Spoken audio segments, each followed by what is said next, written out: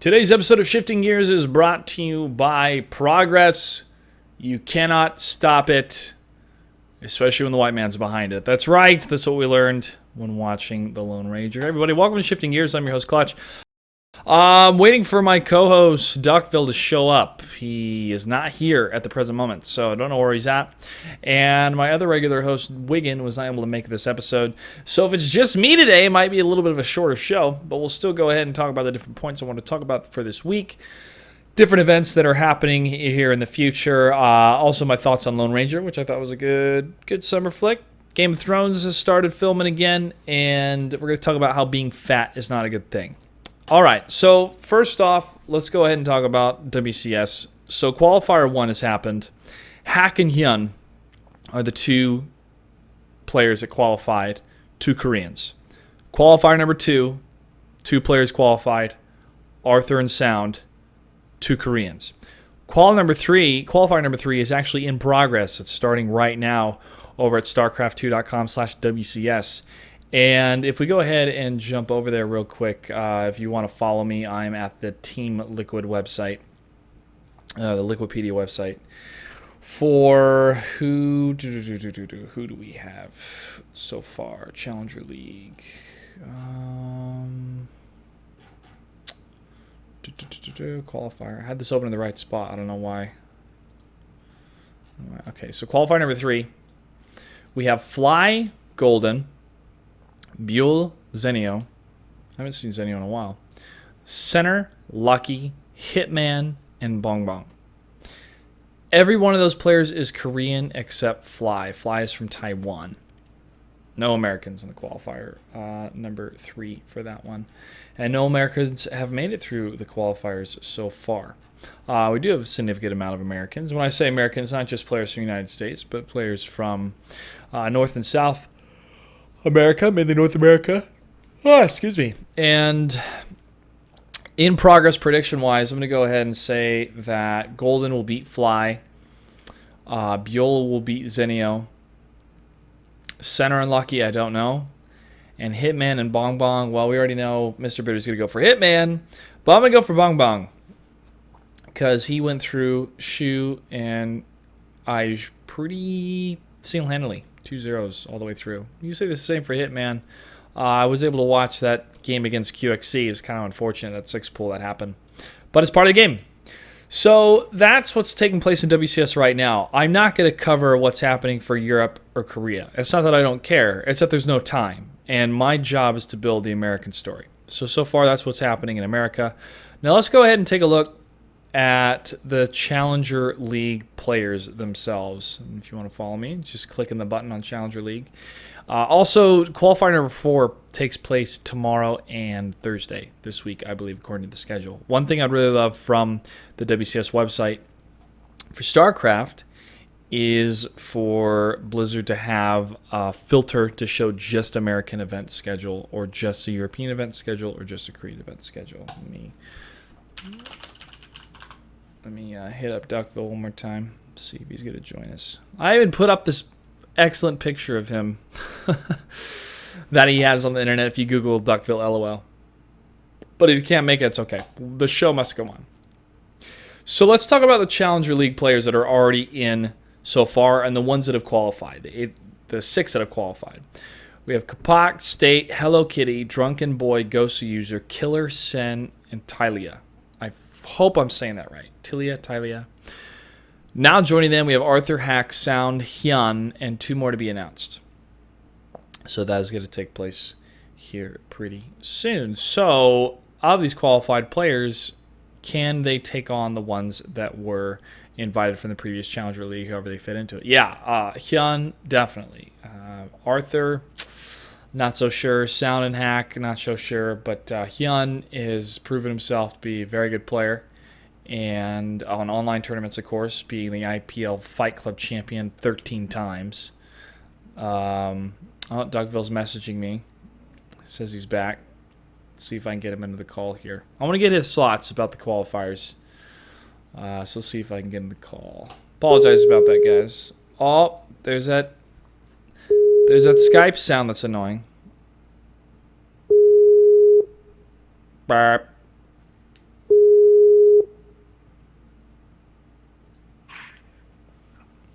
He lives. My alarm didn't go off. Oh man, but your biological clock did. Don't worry, I won't put you on camera because you look atrocious. So I'll just use a What do you pretty mean? picture You of look you. awesome. No, it's dark. You have a hoodie on, some sort of weird silver metallic things around your head. Oh, it's your headphones. Yeah. Just the funny reflection. How you doing? Yeah, right. I was up until about 3:30 my time watching Alienware Cup last night.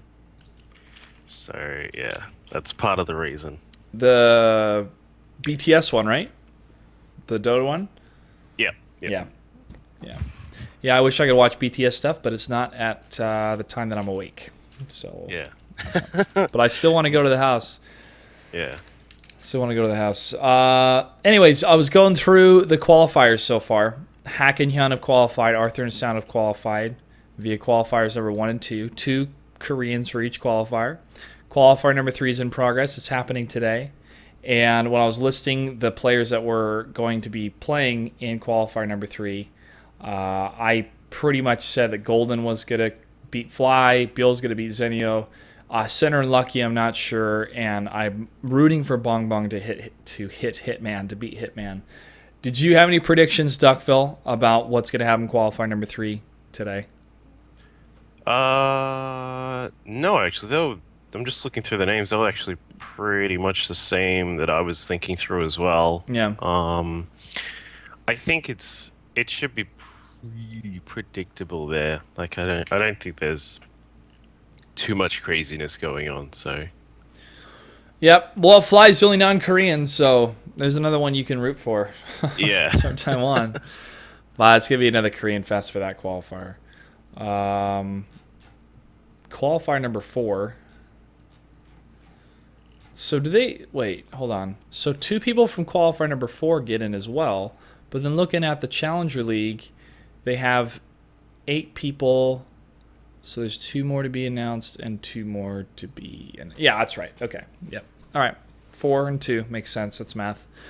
Now these players, I was saying that Hyun can definitely compete against the other Challenger League players, the ones that qualified and the ones that are in it. However, I mean, for the Challenger League, State has been a very impressive player the last couple months. A lot of recognition went to him because he won the Shoutcraft America tournament. So I wonder if he'll be able to continue with that type of pressure to beat Hyun, to beat Sound, to beat Hack, and to beat Arthur and Golden and other players that are most likely going to make it into the qualifiers. Or is it just a no-hope scenario for these Challenger League players? I mean, they have Goso User, who's been very impressive against other American and European players. Sen, but Sen is playing all the way from Taiwan, so you have lag issues. You can say the same for the Koreans as well. We have Drunken Boy, who participated in the Shoutcraft America. K-Pop. he's really good. Yeah, K-Pop, I don't know who that guy is. Hello Kitty, another one that participated in Shoutcraft America. So when I see State, Hello Kitty, Drunken Boy, Gosu User, I get excited because I want to see them play each other and see how they're going to do. I'm not as excited when I see Hyun versus Drunken Boy. Hyun versus, Hello Kitty.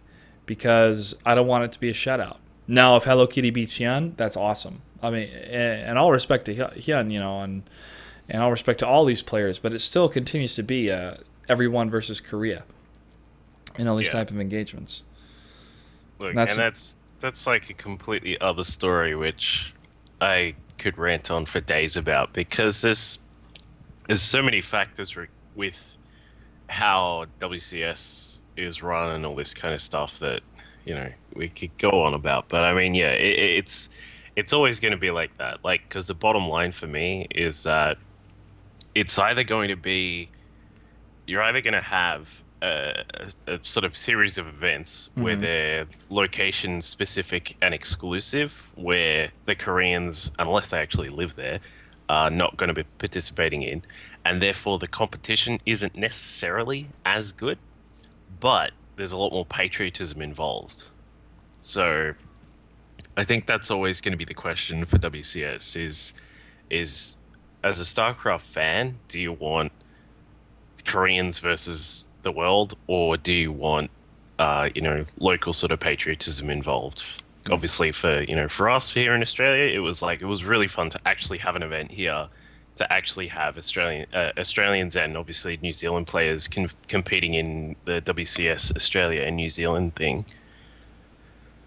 But obviously, it wasn't necessarily high quality games. But I think, personally, to me, the patriotism thing pays off a little bit more. I agree with you, and this again is still a building phase of what's happening. Why would Koreans not want to participate in a league that they felt that they could perform very well in, no matter where they lived? That just comes down to money and numbers. And I still think it's great to watch players like State to see how they perform. But when you get to the round of 16 and none of those players are there that's existing, we still want to put on a good show, but it's a little bit frustrating because, once again, it's a domination of players from Korea. Yeah, exactly. All right, well, let's go ahead and jump into the Challenger League players,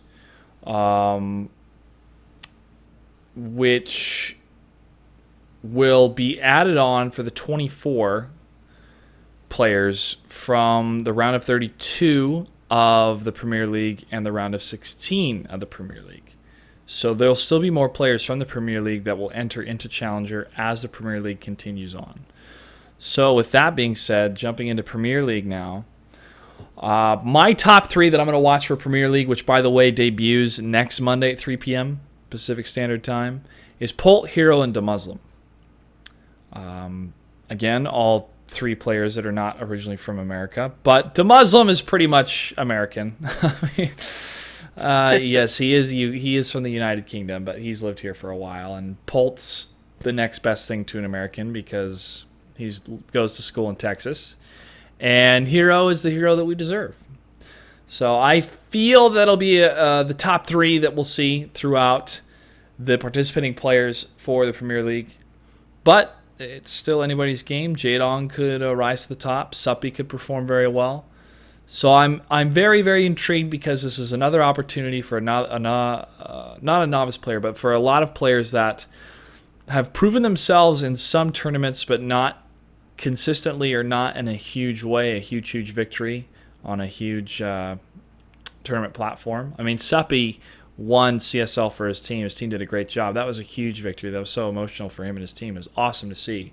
And I would love to see that type of emotion and great storylines again, in the WCS Season 2. And I really hope to see that. Your thoughts, though, on the Premier League, since this is starting next week, round of 32. I'm just trying to find a link to the bracket so I can actually have a proper look at it. Well, it's in groups. I think I found it. Yeah, but then... Okay.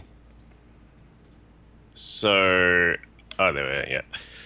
I don't know. So I might... Hang on, just to confirm I'm looking at the right thing, where we've got Group A with Ryong, Nest, Major, and GM Rising? Yep. Okay, cool. Yeah, I think it would be really good. It seems like there's a little bit more variety this time than last season. Mm-hmm. Is that right? Like, as in a little bit more, a little less Korean. Is that right? I don't know. It seems like it.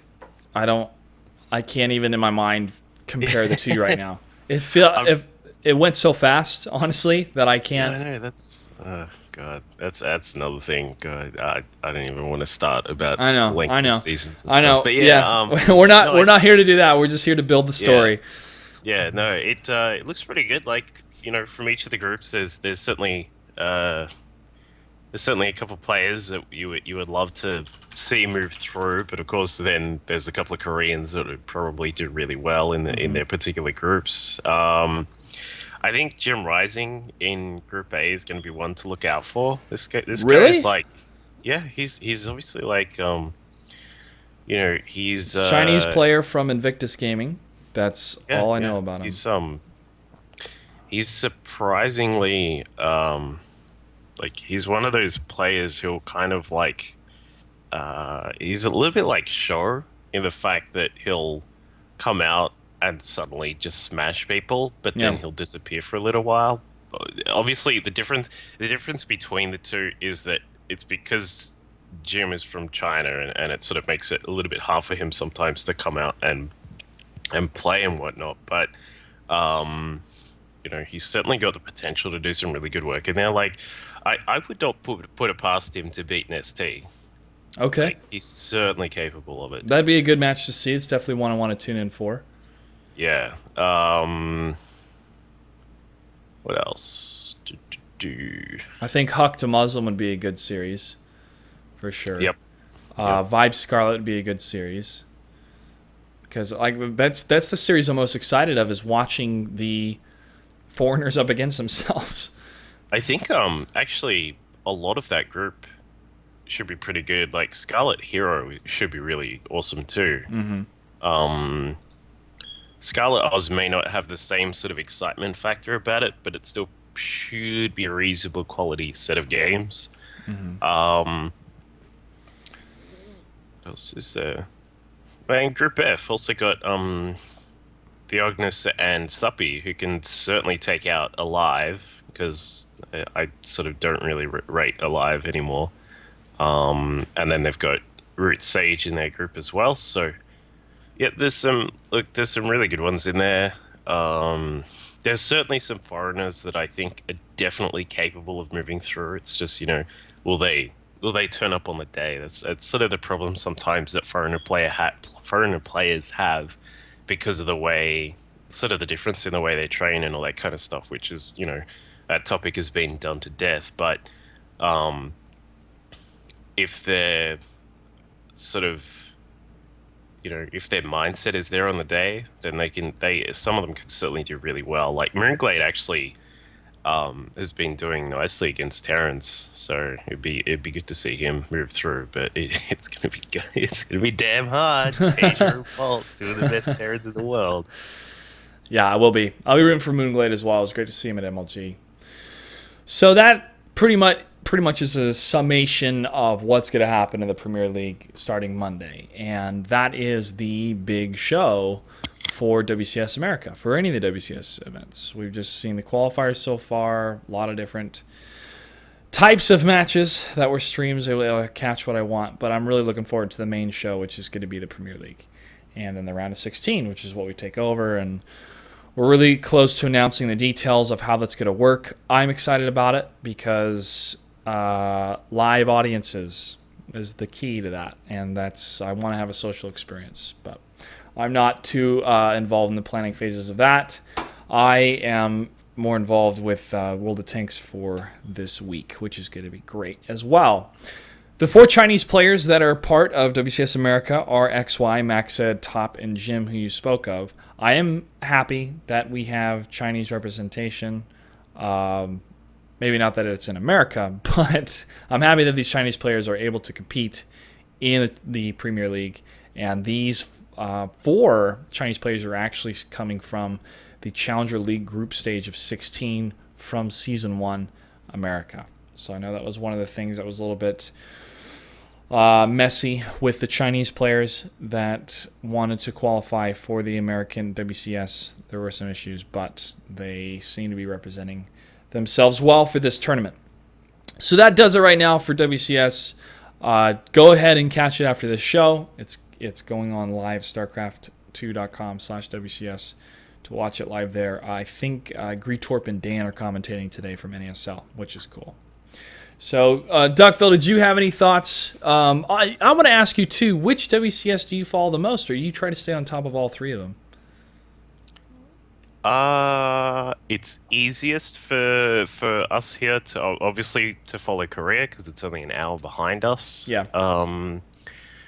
But it sort of depends. If I'm awake and I don't have work stuff, then I'll watch. I definitely do like to watch WCS America, but it can be really hard to watch WCS EU, just because they're sort of, the flip time zone of us is when it's on. Basically, it starts at about, I think it's around 1 a.m. my time, so it's really hard to watch WCSEU. And then, you have that thing where you're like, oh, I'll just watch the VODs, and it's like, no, there's so much stuff to watch, and it's kind of like, like I'm one of the people who, if enough people recommend something, then I'll definitely make the time and make the effort to watch VODs. But if it's like number one on StarCraft or something like that, is, oh my god, did you see the hero versus baby night game or something like that? If that's there, then I'll definitely do it. But if there's not enough sort of oh my godness, then I just don't have the time, and I figure, well, I can make the time to watch something now, but then either A, I'm going to miss something else that's going on, or B, I'm not going to have time for my own sort of things to go on, so Yeah. it's kind of hard. It's about the prime time, man. Best time to watch it. Yeah, Europe's early in the morning for us, and then Korea is impossible because that's at 2 o'clock in the morning. Yeah, I think for you guys, Korea is basically EU, isn't it? So, like EU for us. So yeah, funny how the world works. All right, I'll go ahead and jump into some WGLNA stuff. League play begins July 11th at 6 p.m. The 5 matches have been determined. That will be the first day. The calendar should be up on the website today, WGLNA.com for more info. And that's going to be a hell of a 3 weeks. 5 matches a night, 4 nights a week. It's going to be a round-robin group play, 2 different conferences, the Alpha and Bravo Conference, and the top 8 teams via the points for those 2 conferences, will go to Vegas. And that's going to be a really fun event at Treasure Island, so make sure to set your calendars for that. And if you have any questions, just go ahead and ask me. I'll be free to answer them about any of the event stuff happening live for World of Tanks for information that's been released so far. But we will release some more information about it. Looking forward to it. People on the forums for World of Tanks were excited about it as well. And any event that's in Vegas, I'd love to go because I haven't been to Vegas yet. Looks like my plans to go this month are not going to happen because the people I was going to visit are not going to be in town. They're actually being in L.A., so it looks like the first time to go is going to be in August. And that's creeping around the corner, man. That's crazy. It's Dude, my mom is going to be in Las Vegas in August. What? Say hi. Yeah. What dates? She's going to be in America for, I think it's 3 weeks of August. I can't remember off the top of my head, but yeah, she's going on a tour. Right on, man. Mother. The Duck Mother. I'll be there August 17th and 18th and a couple days before as well. Okay. For packing and rehearsals and stuff. So I'm looking forward to it. Well, you got some cool segments planned. This is another group of gamers that are looking forward to this live event and building the American story that's region locked, which is great. Yeah. All right, let's go ahead and shift gears now and talk about The Lone Ranger because there's some political commentary I'd like to get into this for this movie. Duck, I'm sure you haven't seen it. I did see it. I'm not going to talk about spoilers. I will say that Johnny Depp as Tonto was fantastic. He did a great job. I was hesitant going into this because I am Native American, so I have no problem with any actor playing a Native American, but it's, everyone's so politically correct nowadays that I didn't want it to be overly politically correct, and it wasn't. It was just pretty cool how they dealt with the white man and the Indians and the progress and the railroad system and the Comanches. But Johnny Depp did a great job. This was his pet project. This is what he wanted to do after Pirates. He wanted to work with Gore Verbinski, if I'm saying that right, the director of Pirates, to make this movie. Armie Hammer, who played the Lone Ranger, he did a good job. I got kind of tired of the Lone Ranger's stuffy shirt mentality a little bit about guns. He's like, I don't like to use guns. Like, dude, you live in the Wild West. People are going to be shooting at you. Throw some balls, use a gun. He finally does. Minor spoiler. Sorry. So, the theme of this movie is about justice, and that the only justice in this world is what a man takes for himself, and how there's this conflict of the Wild West and men look out for themselves and exact their own justice compared to civilization, where you have a civilized society that have certain rules, codes, ethics, laws, and you have to uphold those laws or uphold those ethics, and how people that were moving to the West were trying to bring those ethics to the West, and it could be as extreme and weird as missionaries trying to convert the heathen. I don't mean weird in a bad way, but just so narrow-minded of missionaries trying to convert the heathen to commerce and trade and technology. And Duckville, I wanted to ask this with you, with Australia. The history of your country, they sent prisoners there from the United Kingdom, but then you started to become your own autonomous nation. Do you feel there was any issues or political strife of the progress of your ancestors compared to the Aborigines that live there? Is that still a thing that exists strife-wise?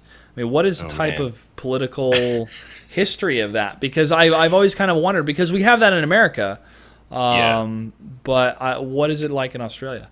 Look, it's always said that over in New Zealand, their native people, the Maoris, were treated a lot better than almost any other place in the entire world. Like there was there wasn't as much sort of superiority when white guys started colonizing the place. Mm-hmm. But here in Australia, it was very bad. It's a big topic here. It wasn't necessary. Like, I don't think if you were to rank it as in New Zealand was coolest, that Australia would be last. I'm pretty sure. I don't think we were that bad, but it was pretty crappy. Like, there was all sorts of, not necessarily like shoot people left, right, and center, but it was more so, kids being removed from their families and this sort of stuff, and land just being acquired from the Aboriginal people and that kind of stuff. Anyway, that sort of did.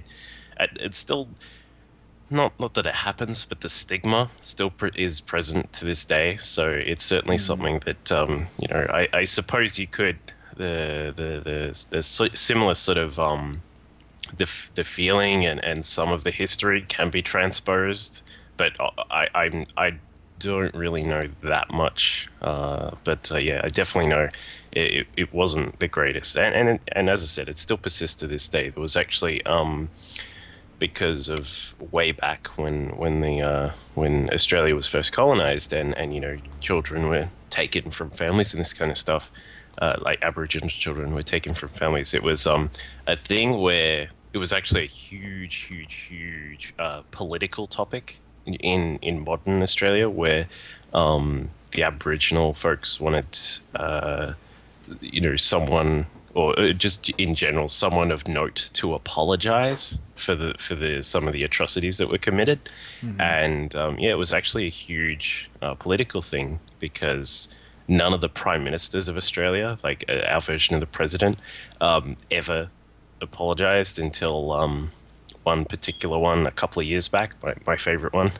So it is something that is present here. I'm not really the best person to talk to about it, but it's something that we can be in a way familiar with, and hopefully something that is obviously it's not going to happen in future unless we discover aliens and treat them badly, but yeah. Then white people taking over the alien lands. Yeah, man. Yeah. We head over to Mars and it's like, yo, dude, we're going to take care of your red rocks. And then the aliens are like, no, man. I just hope, what's that phrase? If we don't remember from history, we're doomed to repeat it again. Yep. So, yeah. Yeah, the whole history of the world I find very, very fascinating, with the continual progress to the West because of oppression, be it socio-economic oppression, be it geopolitical oppression, or be it religious oppression. Mm-hmm.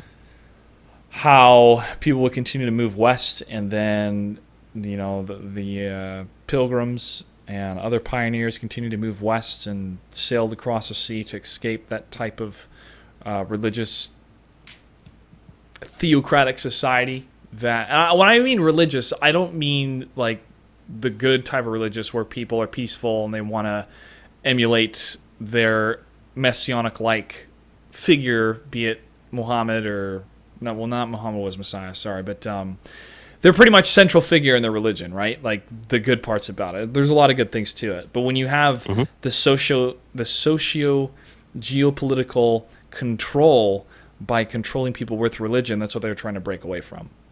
And come to America, they found, these great principles founding fathers create these great principles.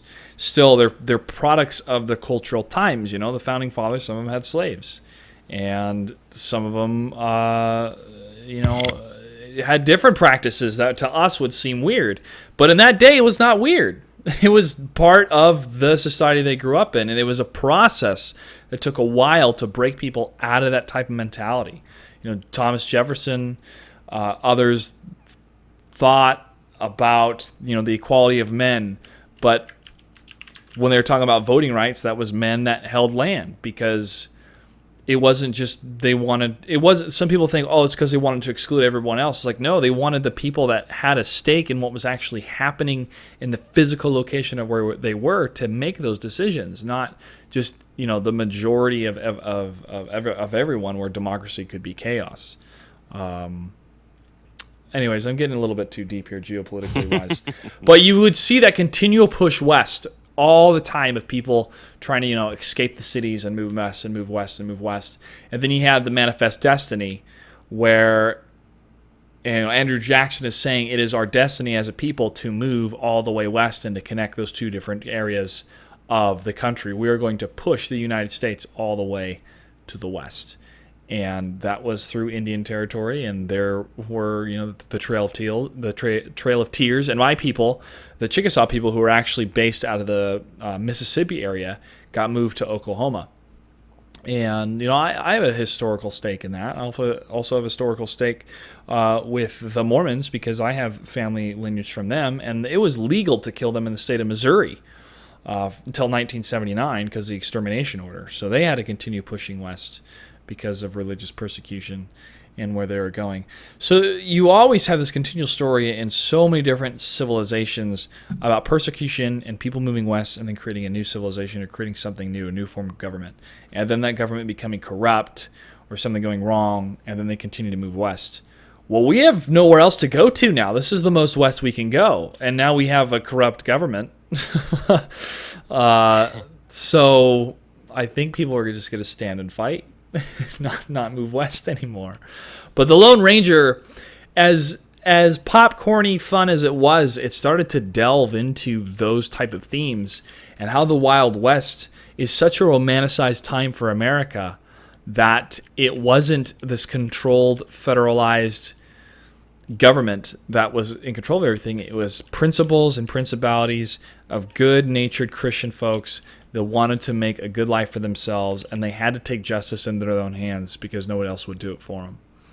So that's what I took out of the film. I know I got really, really deep, but it was good. I don't think I'll buy it, but it was worth watching in the theaters.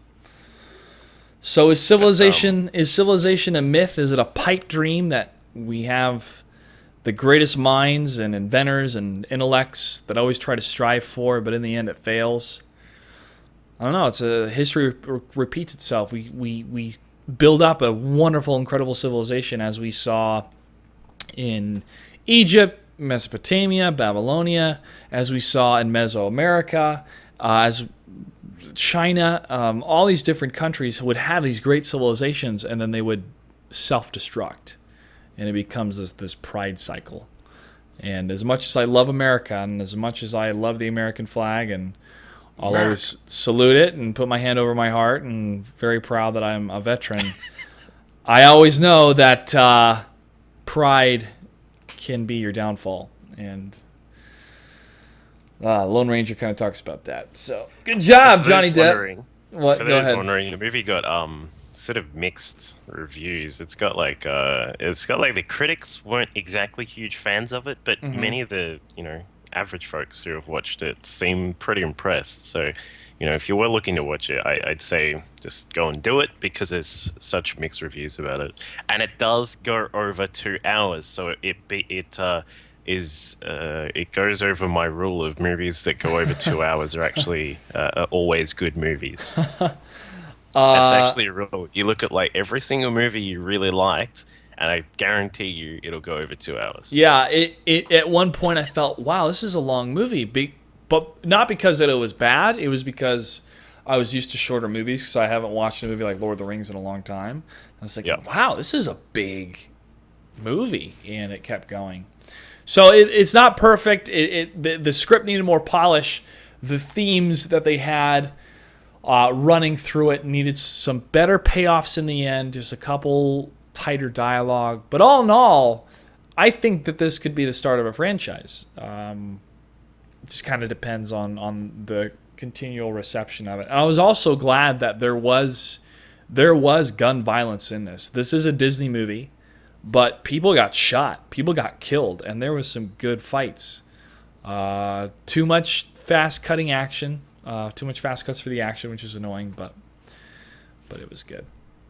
So enough about Lone Ranger. Let's talk real briefly about Game of Thrones, and then we'll go to Time to Opine, and then we'll call it a day here, Duckville. So they've begun shooting the next season. People are really, really happy about that. But thinking about last season overall, man, except for the Red Wedding episode, nothing really stood out except Jaime's story, which was great. So, have you read? I can't remember if you've read the books. I know everything that happens in all the books so far. All right, yeah. I haven't read them all, but I just was like, listen, I need to know what's happening, so I skipped through and found out. Yeah. So I'm excited for what's going to happen in season 2, but it's kind of tough because the buildup subsided. We had the Red Wedding, and everybody's like, oh, snap, and then that was it. The next episode, not a whole lot happened. So it's kind of I wonder if they're just sequencing it out incorrectly, because you want to build to a season finale and then have everybody like, oh man, I can't wait for the next one. Now you have all the people that read the books like, I can't wait for the next one. And you have everyone else who just watches the show like, geez, man, I don't know who to even be emotionally invested in anymore, because people are getting killed all the time. Yeah, it's the nature of the beast of the show, though. I'm not complaining. I'm just I'm giving kind of an assessing the situation. Yeah, that part of the show is something that, you know, for if you, I don't know, if you still think that that's a really harsh part of the show, you're watching the wrong show. Go watch, you know, My Little Pony or something like that, because, well, yeah, I don't want to say too much, but I think I kind of agree. I think the end was a little bit mediocre. I thought they were going to end with something else that is obviously going to come like next episode as the opener, and I think I don't know, as a person who's sort of involved a little bit more in that sort of production and that kind of side of things, would you personally have ended on a bigger note? And I think you know what I'm talking about, regarding a large sort of event that's coming up, or would you rather start the season up and say we're coming out with a bang? That's a tough decision, because there's so many different story threads that they're following, right? Yeah. I felt that the Red Wedding was pretty much the entire centerpiece of the show. It took forever to build up. They took too long with Khaleesi. And so we already know she's freeing slaves. Like, we get that. So when we see all those slaves that are being freed again, they're like, Mama, Mama, shouting. Just like, really? We have to watch this sequence again, and that's the season finale? I already know she's building up an army. I already know she's becoming more powerful. I don't need to see that in 4 or 5 different examples. What I need to see is a little bit of justice for some people that are bad. And I would have liked to have seen one more episode to have that last event, Duckville, which I know you and I are talking about, because it would have been a beautiful, like, beautiful reflection of, because they're both the same event, right? So it would have been a beautiful reflection of kind of what happens, you know what I mean? So having it start out in the next season, it's almost a little too far away. You know what I mean? It's like, oh, this happened last season. Oh, this happened this season. Oh, snap, that was great. But the emotional payoff, the emotional build subsided a bit because it's such a far away event. Yeah, chronologically in the viewers watching it. But go ahead. Yeah. No, I would have rathered the big event. I think we may be talking about something different, because as you said, there's so many things that go on. Let's just confer in the chat, just so we don't spoil it for anyone. Yeah. But I kind of feel like it should have occurred at the end of the season, as as you mentioned. And oh no, I'm not talking about Oh, you're not? What are you talking about? that. I feel like it should have happened at the end of the season, just to lead Oh, into next season. yeah, And then because yeah. there's so I agree many with you. things that can happen. As you said, there's so many storylines. I feel like it should have happened at the end of the season, and then you can have your thing that you're talking about as the opener to next season. And I think the fact that they had so many stories and like this sort of point for anyone who's watching. They're like, what are they talking about? Figures like, what's going on? Yeah. Sorry guys, we just don't want to spoil. I don't want to spoil it. It's a huge thing. Like, yeah, post event, I don't care about spoilers, but pre-event, if you spoil, then you're a dickhead. So, but yeah, as I was saying, like with so many big events that are happening at this stage of the story, and given that basically this next season is going to be massive, as you would know, like there's so many things that are going to happen through this season. It's pretty much going to be one of the most exciting seasons of the TV show. Yeah.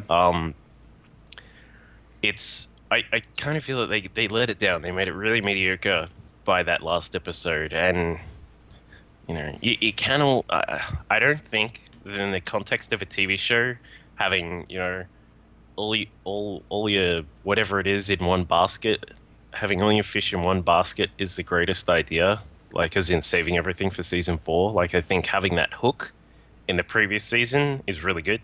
Mm-hmm. Like we saw that in season 1, but and in season 2 actually. Now that I think about it, in season 2, the ending scene was the White Walkers approaching Sam, and it's like, holy crap, what the hell are they? What are they doing? Oh my god, I have to watch The Walking Dead premieres. That's what I was saying for.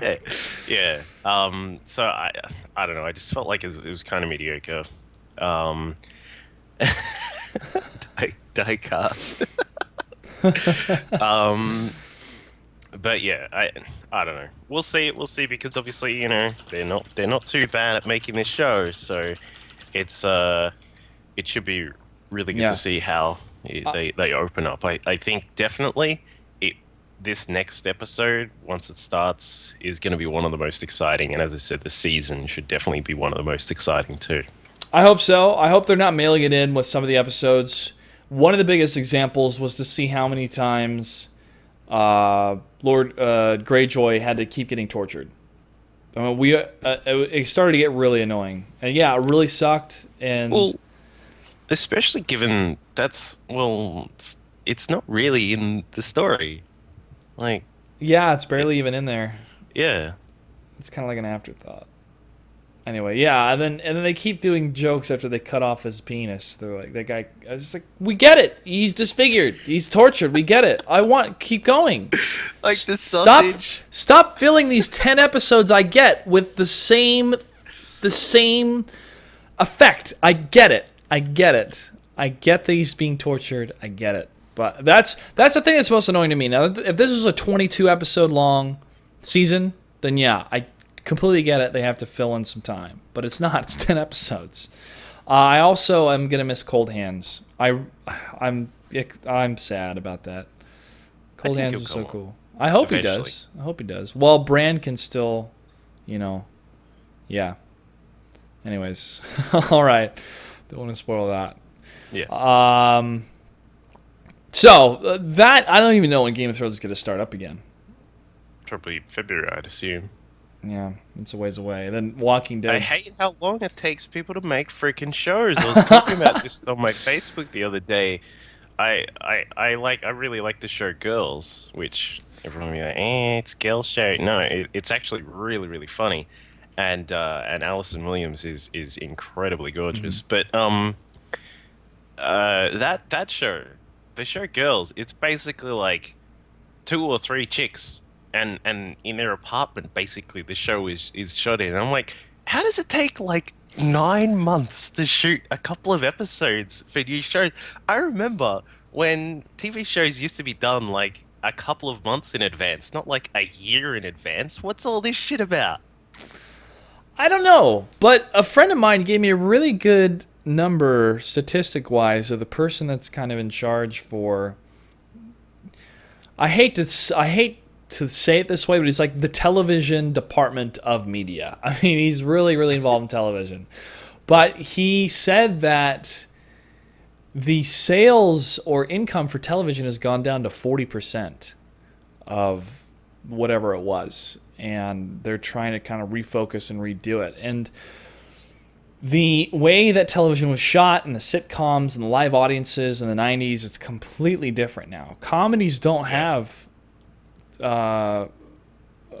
successful comedies that is successful for our generation. I'm not talking about shows like Mike and Molly and stuff where they still have that, but The Office, they didn't have a laugh track. They didn't have a live audience, so it's shot differently. If you have Friends, which is filmed not in New York, it's filmed on a soundstage in Los Angeles, and you have the same number of sets, and you have a whole crew there shooting it, and an audience that comes in every day, you know, that's a formulaic system. If you have a show that's like Game of Thrones, you're on location shooting, you have different departments shooting, different units shooting at the same time. So that's why it takes a lot more for a show like that to shoot. Walking Dead kind of the same way, even though they're all based in Atlanta. So they'll shoot for those number of weeks, and the actors will go back and do something else and then come back. But Walking Dead, I think, starts up in October. That's a ways away again. So does Sons of Anarchy. If anyone hasn't watched Sons of Anarchy, I really would suggest it. It's an amazing show. Yeah, I watched 1 or 2 episodes, but not all the way through. All right, man. So I know everyone's is excited about the Walking Dead news that they started shooting again, so I'm excited for them as well. It's a good show. They use a lot of very highly trained actors and some new talent that really needed to be added into Hollywood, because when Tom Cruise plays this 4 different action heroes in 1 year, it's like, really, man? Come on. He does a great job, though. All right. Oh, God. Don't mention Tom Cruise. There's someone in the chat who's going to go nuts. Yeah. She's going to go nuts. He's going to go nuts. You know who was at MLG Anaheim with Sunset? Yeah. Yeah. Sorry. Well, because originally she was going to be going to IPL.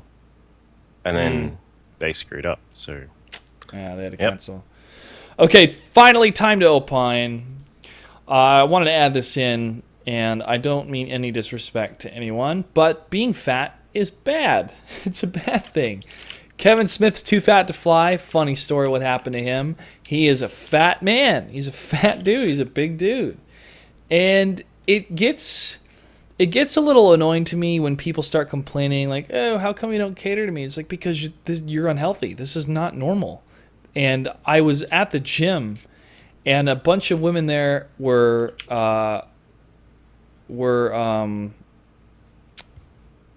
on The View talking, and they were like, and I know that not every person's going to have a model's body, or is going to have this, or is going to have that, but you can control what you eat, and you can control what your daily calorie intake is and outtake is, and that's something that you should be concerned about when it's out of balance, because it is unhealthy. It's like drinking too much, it's like smoking too much, you eat too much, you get fat, you get unhealthy. It's not a good thing. And that's all I wanted to say. People will crucify me for saying that. But like Doobie. Cuddle be as beautiful as you.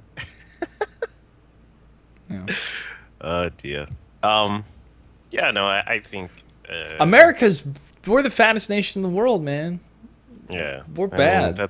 That's obviously a big issue, and no pun intended. But yeah, I think I don't know. It's a tough topic, because some people, it's like they may try, but they don't do as well as other people, and I don't know. It's sort of a thing, but yeah. I know since I started eating low carb, it's been a lot better for me.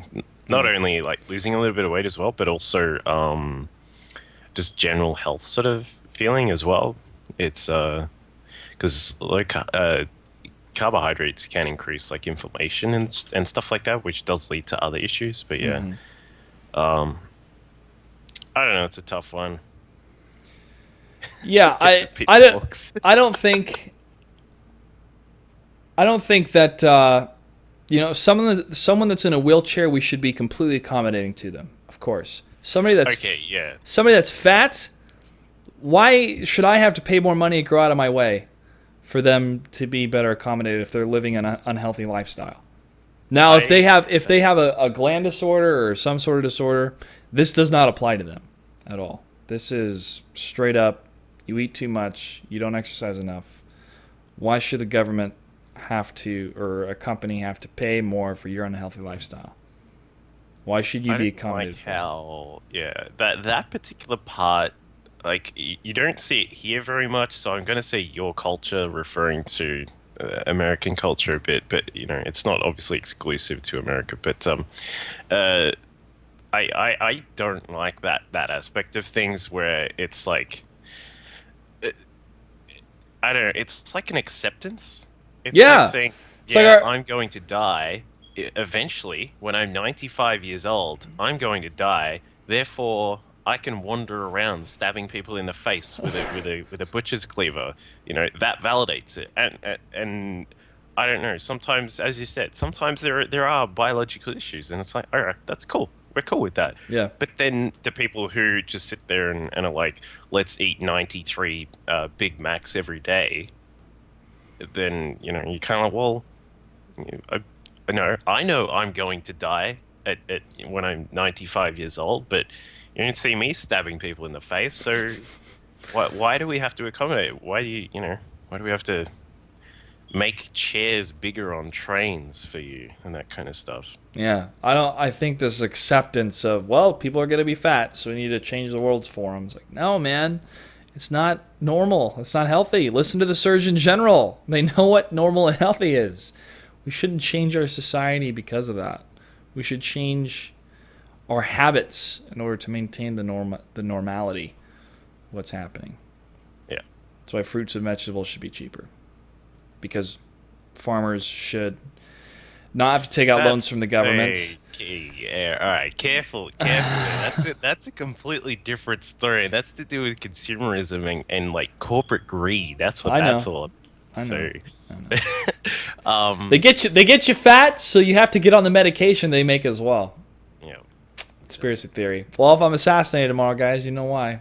tinfoil hats, tinfoil hats. Clutch is on the NSA watch list now. We found it. I'm a dick too. People are like, "Well, yeah, because you're good looking." It's like I lost 20 pounds last couple months because I ate less and I would go to the gym almost every day. I feel great. I'm not saying people are like, "Well, it's because you think you're a better person." It's like, no, I think that I shouldn't have to pay more money or taxes to accommodate people that don't have a healthy lifestyle. That's it. That's it. That's all. That's all I'm trying to opine, man. All right. Well, this was a fun episode. Go ahead. You have something more to say? Dota 2 is Dota now being 2? fully released What day? today. Wow. As in right now, as in while we're talking, it's just come out of beta, or is right now about to. Cool. We'll out go of play beta. Dota 2 then, or Smite, or League of Legends, or Infinite Crisis if you have the beta, or Han. I'm just reading through the update. Oh. Oh, okay. So just to explain what had happened, it was opened up on the Steam page. The Steam page for Dota was released with like, the beta is over. But apparently it was a minor hiccup from Valve, disband Volvo. Valve doesn't make mistakes. Yeah, that's what I was thinking. Notice Dota 2 is officially launching. In order to ensure the best possible experience for new and existing players, there may be a short wait for you to download the game. Visit Dota 2 launch page, blah, blah, blah. So it's... Okay, so it might not have fully released like right now. That might have been a small hiccup, but it is definitely super, super, super close. Which... I suppose if what does that mean? Obviously, it means that there'll be a little bit of an influx of players, so there'll be some more people for me to rage at when they're bad at Treant or sorry, not Treant, at Nature's Prophet or Pudge or something like that, which is all good because then that makes more entertaining streaming when I'm streaming Dota. But it also means a little bit more of a worldwide sort of recognition of the game too, which should be pretty good. What else? There was something else I was going to mention. I don't know. Something happened regarding Evo and Nintendo. Neither of those are my kind of thing, so I'm sure. I haven't heard about. I was going to go to Evo. I was going to go to Evo this weekend, but I'm doing World of Tanks, so I'm not going to be able to make it. Okay, yeah. Well, something has just happened regarding Nintendo and Evo, which neither of those are my bag. So I don't know. I'll let you do. It's not my bag, baby. Sure. I'll let you have a look post show and mention it on Twitter or something because it'd be more your kind of thing. But yeah, so pretty cool. And Team Minus, I would love to see Dota at MLG because last night Nintendo of America blocks Smash Brothers from Evo 2013 stream. There you go.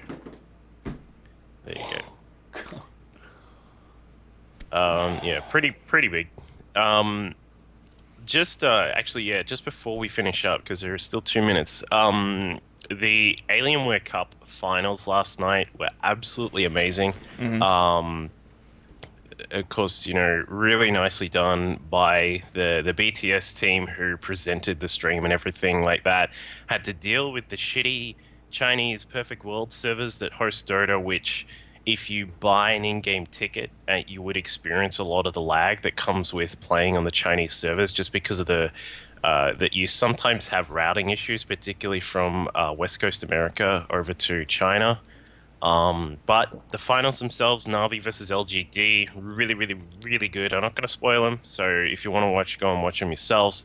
As I mentioned, the whole reason I was late this morning, which I do apologize for, guys, is I was watching that. It was up until about 3 a.m. my time. But yeah, really good games. Game number 4, I liked in particular. That's a minor spoiler, but whatever. It's game number 4 was really good. And yeah, if you're still sort of getting used to the Dota scene, there are some high-level games going around that were just really, really good. And yeah, as mentioned, MLG. There were almost 100,000 viewers watching the stream. 100,000 viewers for the Alienware Cup, and I mean, how much do we often get like on StarCraft? I mean, jeez, it's insane. What was the number again? Pretty much 100,000 viewers were on the stream. Cool. Like it's damn impressive. So wow, man. Newbie is saying this is a big deal for Smash because fans donated almost $100,000 to charity to get it into the Evo lineup. $200,000, some Russians and some... Oh, T Minus talking about $200K for the viewership. Yeah. Yeah, there was a charity, I remember it was, to add one game onto the lineup. And so it was Smash that won. Wow, man. Wow, Nintendo. Wow, you are so evil. Douchebag. That is such a bad call. Can't make consoles anymore. Better screw up people's day. Wow. All right. Well, that's really sad news here at Evo. I was really looking forward to going, so I wanted to go last year as well, but I didn't live as close. So to all my Evo peeps and also to Fish Sticks who's going to be out there, I wish you guys a great time. I'm sure it's going to be fantastic. And for this week, make sure to watch the streams, the broadcasts, Thursday, Friday, Saturday, and Sunday at 6 p.m., I believe. We may be at 5. It kind of depends on approval right now. There was also a question for you in chat. Sorry. Okay, go ahead. From Who Dare, has anyone tried Final Fantasy XIV ARR? Realm Reborn. Haven't you? Yeah, I have. I can't talk about it because of NDA, but right. It's cool. It reminds me of older Final Fantasies so far. Right. There you go. So, other than that, it's great. It's great. I played the first Final Fantasy XIV version a little bit, and it was so bad. It was so bad. It made me want to punch Square Enix personnel in the face. Just like, stop doing this! You're ruining Final Fantasy. Stop it. Stop remaking Final Fantasy IV. Hey, man, that was a great story. Have you played 4? No. Oh, my God. Man, that story is so good. I get crucified every time you guys mention it because I've never played it, and people in the chat, like, I've never played any Final Fantasy, and people in the chat are like, "Oh my God, are you a real person?" I'm like, I know. What? You start off as the bad guy in 4. There you go. It's cool. All right, guys. Doug, thanks for coming on, man. I was concerned at first. I thought I was going to have to helm the show myself, which I've done before. But I'm glad you were able to make it on. I'll go ahead and let you do shout-outs. Yeah, I'm not a real person. I'm not a real boy. I'm a real boy. As again, I'm sorry for being late. I actually did wake up at 5 a.m., but I didn't actually get up. And then so that kind of thing happens where you're like, I'm really comfortable in bed. And so I just stayed in bed. And suddenly it's 8 o'clock. And my housemate wasn't awake to wake me up either. So she was late for work. It's quite funny. But of course, I do have a bunch of casts that have been going up for just general stuff going on to youtube.com/DuckvilleLol. You can find me over there. Also, doing a big push for Facebook, guys. If you haven't already, please do jump onto facebook.com/duckville.casting. Note that's Duckville, not DuckvilleLol. I just like to post stuff on Facebook with my, just thoughts on things. We post pictures and questions and have a little chat about various topics, mostly relating to StarCraft 2 and Dota 2, but at times, I'll post stuff for other gaming things and events and all that kind of stuff too. I'll also just note that I got asked to cast, this should be fun, a certain Korean-related, and I may even say the word Kesper, event tonight, which is a little bit, tonight my time, obviously early morning your time, so I don't know if much of America can watch it, but so I will post further details of that, because literally that's only just come in to me, but it does look like it should be a whole bunch of fun with some really good players, but did IEMC qualifiers last weekend. It was amazing. Had a heap of fun. We had the awesome Gimli Terran with his massive beard. Aegis went through. He's going to be representing C in Shanghai. So big shout out to all the C folks. And I think, off the top of my head, also the IM on the 27th and 28th, there will be a MoBar/Barcraft. If anyone in the chat is from Brisbane, make sure you head over to Elysium Internet Cafe on the Saturday and the Sunday, because we'll be doing a some fun drinky times there. And the wonderful Nissa in chat has made up some really cool Barcraft drinks that are going to be there, especially the Baneling Drop. Looks really, really cool. I like to look at that one. So we'll see what happens. Right on, man. Good to hear. Congratulations on that.